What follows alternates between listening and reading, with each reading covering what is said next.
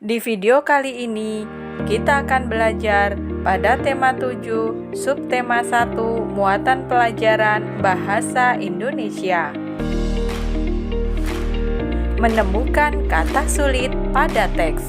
Dalam sebuah teks bacaan, terdapat kosakata, baik yang sudah kita pahami ataupun yang belum kita pahami.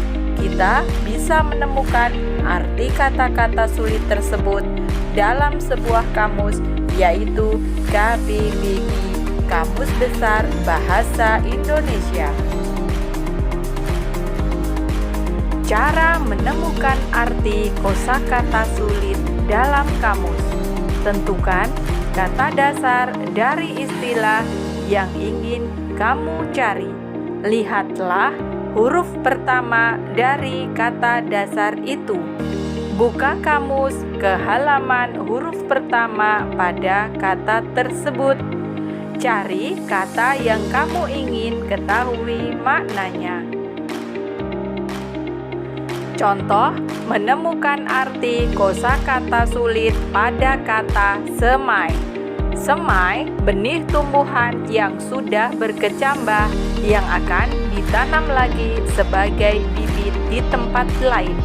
Menyemai, menanam, menaburkan benih biji-bijian di tempat yang tersedia untuk menghasilkan bibit tanaman yang akan ditanam lagi di tempat lain.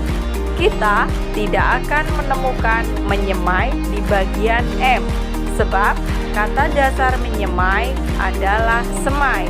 Bukalah bagian huruf S di KBBI. Jika sudah menemukan S, selanjutnya carilah daftar yang paling mendekati semai. Cari di daftar kata yang berawalan se, kemudian sem. Perhatikan kata sulit yang terdapat pada teks bacaan berikut. Bangsa Indonesia terkenal dengan semboyan Bhinneka Tunggal Ika. Semboyan ini tertulis pada lambang negara Garuda Pancasila. Semboyan Bhinneka Tunggal Ika bukan hanya sebuah slogan.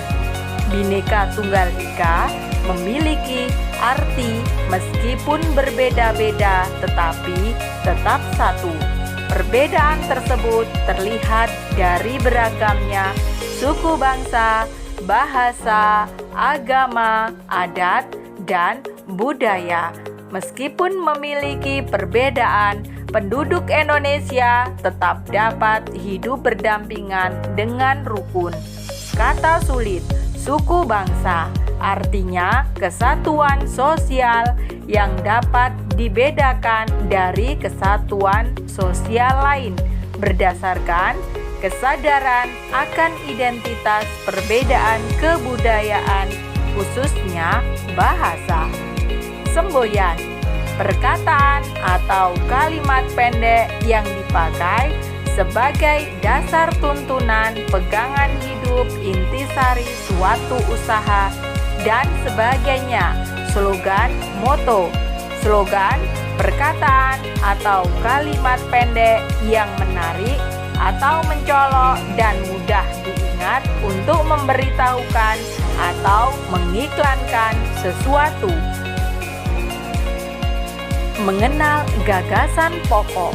Gagasan pokok merupakan inti pembicaraan dalam sebuah paragraf, berupa kalimat umum yang memuat topik inti permasalahan.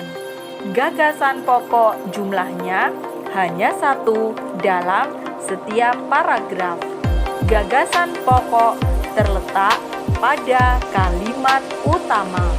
Letak gagasan pokok bisa di awal, tengah, akhir paragraf. Cara menentukan gagasan pokok. 1. Membaca dengan cermat setiap kalimat dalam paragraf. 2. Menentukan kalimat utama. 3. menentukan gagasan pokok dari kalimat utama yang ditulis. dengan menjawab pertanyaan apa yang sedang dibahas. Perhatikan paragraf berikut. Indonesia terletak di antara dua samudra dan dua benua. Letak yang strategis ini menjadikan Indonesia sebagai pusat lalu lintas perdagangan internasional. Akibatnya, terjadi persebaran agama dari para pedagang asing yang singgah dan berdagang di Indonesia. Bangsa India membawa ajaran agama Hindu dan Buddha. Bangsa Gujarat membawa ajaran agama Islam. Bangsa Eropa membawa ajaran agama Katolik dan Kristen. Sementara itu, bangsa Cina membawa ajaran agama Konghucu. Oleh karena itu, Indonesia memiliki keragaman agama. Informasi yang didapat. 1. Letak strategis Indonesia mengakibatkan penyebaran agama dari pedagang asing yang singgah dan tinggal di Indonesia. 2. Setiap bangsa asing yang datang membawa masing-masing ajaran agamanya. Menemukan informasi dalam teks. Informasi memuat fakta-fakta yang ditemukan. Informasi disampaikan secara runtut. Ejaan yang digunakan harus benar. Gagasan pokok terletak pada kalimat utama. Menuliskan informasi secara lengkap. Perhatikan paragraf berikut. Indonesia merupakan bangsa yang majemuk karena memiliki banyak keragaman. Misalnya, keragaman suku bangsa, budaya, agama, dan bahasa. Faktor penyebab keragaman tersebut antara lain letak wilayah Indonesia, kondisi geografis, kondisi alam, keadaan transportasi dan komunikasi, serta penerimaan masyarakat terhadap perubahan. Kalimat utama, Indonesia merupakan bangsa yang majemuk karena memiliki banyak keragaman. Gagasan pokok, terdapat banyak keragaman di Indonesia sebagai bangsa majemuk. Menceritakan kembali isi teks.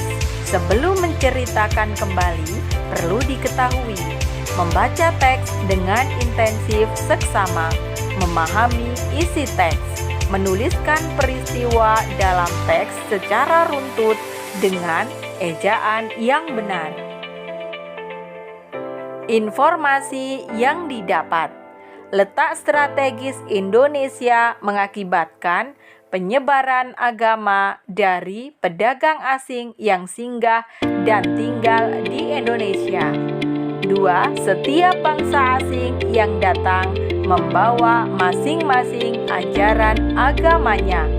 Menuliskan kembali isi teks. Indonesia memiliki letak strategis. Hal ini menjadikan Indonesia sebagai pusat lalu lintas perdagangan internasional. Pedagang dari bangsa asing yang singgah selain berdagang juga menyebarkan agama. Carilah sebuah teks bacaan, tulislah penggalan paragraf dan temukan gagasan pokoknya, dan ceritakan kembali dengan bahasamu.